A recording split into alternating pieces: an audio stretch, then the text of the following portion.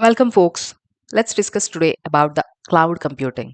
Cloud computing is the on demand delivery of computing power, database storage, applications, and other IT resources through a cloud service platform with pay as you go pricing. If I have to tell you in a simple term, right, think of it like your home electricity. You get computing power when you need it and pay only for what you use.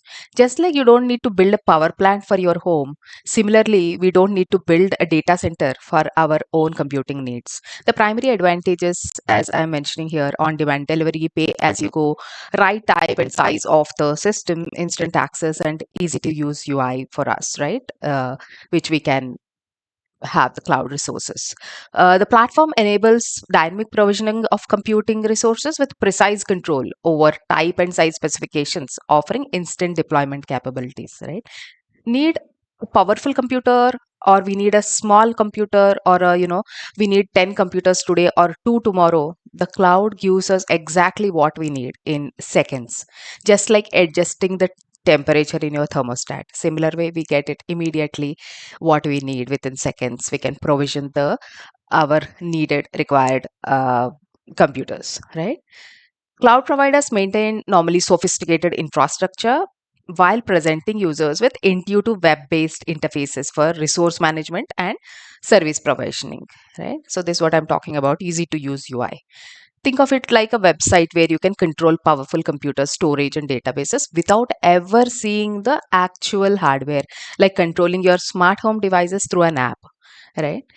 So there are several providers that we will talk about, but coming to this one, right, AWS Web Services is one of the major cloud service providers. We also have Google Cloud, Microsoft Azure, and others. So Software Center now connects to the cloud data center and provisions the needed computing power, right? Let me first talk about the types of deployments, right? So there will be like private cloud, right? Private cloud is a cloud infrastructure operated solely for a single organization, managed either internally or by a third party.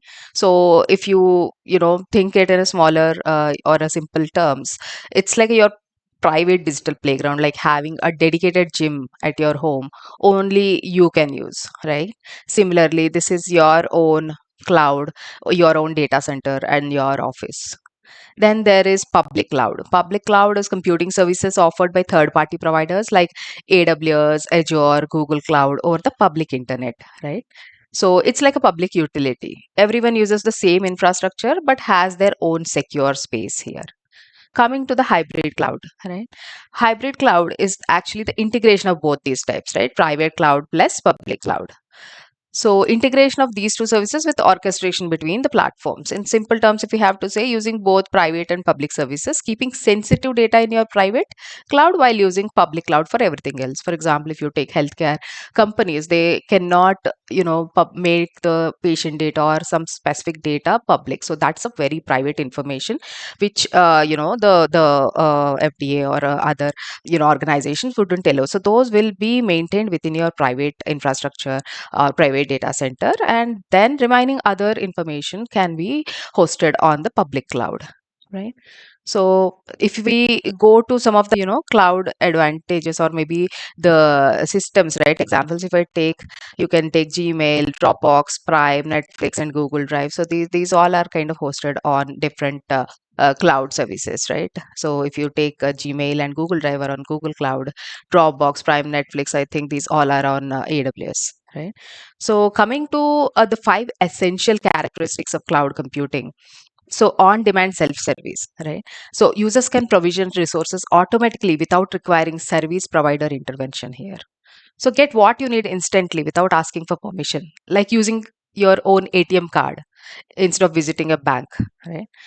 And next one is broad network access. Resources accessible from anywhere via standard mechanisms. Access everything from anywhere, right? Like checking your email from your device. So you don't need to go to a specific location. Access from anywhere. Moving on to the multi-tenancy and resource pooling. So providers' resources are pooled to serve multiple customers using multi-tenant models, right? Sharing infrastructure here securely with other users, like our apartments, right? Apartments in a building having their own private, private spaces, but sharing the common facilities. So that's what multi-tenancy and resource pooling, the cloud service providers does. Next, if we move to the rapid elasticity and scalability, so this is actually the capabilities that can be scaled up or down automatically based on demand, right? If your resources can grow or shrink instantly based on needs, like a balloon that adjusts to the amount of air it needs. So that's another important characteristic of cloud computing. Coming to the measured service, right? Resource usage is monitored, controlled, and reported transparently here, right? So pay only for what you use, like your utility bills. We don't pay, no need to pay for anything that we have not used. So it's completely measured. And moving on to the advantages of cloud computing. So we trade capital expenses for operational expenses. So we transform large upfront investments into variable operational costs, right? If we go and have to set up our own data center for our company, how much money it would take. But with cloud providers, we can do it just like that. Within minutes, have our systems running, and we are now trading the capital expense for the operational expense based on our usage and need. Benefit from massive economies of scale, benefit from this lower pay as you go prices due to massive aggregate demand here, right? Everything is cheaper because costs are spread across millions of users, like buying in bulk and all. So that's what the major benefit that we receive. Then stop guessing your capacity upfront, right? Eliminates the guesswork about infrastructure capacity needs. So no more buying extra just in case, get exactly what we need when we need it. So if we don't need, we can release that resource. No need to keep one extra server because some demand comes up later, right? Next is increased speed and agility. So this reduces time to market for new features and applications, right? Launch new ideas quickly, and like having a fully equipped kitchen ready to cook anything, right? So there is always the speed and agility with cloud systems. So no money spent on data centers. So eliminate this complete data center operations. Focus on the projects that differentiate your business instead of infrastructure, right? So let experts handle the complicated stuff while you focus on your actual business. So that's another major advantage. So global in minutes. So the global reach that we are talking about, right? So it can be deployed globally in minutes with minimum optimal latency. So launch your service anywhere in the world with just a few clicks. No need to build data centers everywhere, right? So that's the advantage. So these are all the various advantages of cloud computing. Moving on to problems that uh, cloud is solving, right? So enhanced operational resilience and flexibility. So cost effectiveness, we are getting the scalability, elasticity, high availability and fault tolerance, and agility. So your applications stay running, grow when needed, and work efficiently, all without having to manage the complicated parts.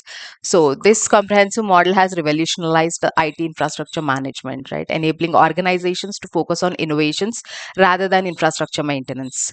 So it's really changed how we build and run applications, making everything faster, easier, and often cheaper than traditional methods. Hope you liked it.